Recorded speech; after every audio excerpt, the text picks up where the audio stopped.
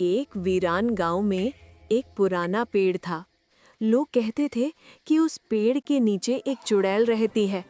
रात में वहां से किसी औरत के हंसने की आवाज आती थी।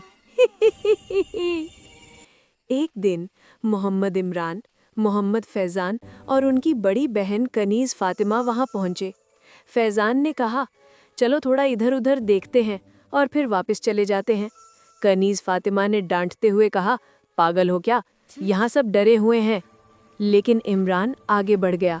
जैसे ही वो पेड़ के पास पहुंचे, हवा तेज हो गई, पत्ते अपने आप हिलने लगे। कनीज़ फातिमा घबराकर बोली, ये पेड़ अपने आप क्यों हिल रहा है? अचानक जमीन के नीचे से एक काली परछाई दिखाई दी।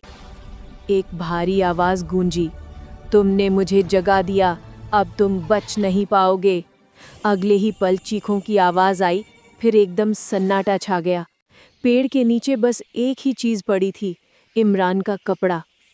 कथावाचक की डरावनी आवाज आती है, क्या इमरान, फैज़ान और कनीज़ फातिमा वापस आ गए या चुड़ैल उन्हें अपने साथ ले गई? ये राज अगले एपिसोड में खुलेगा।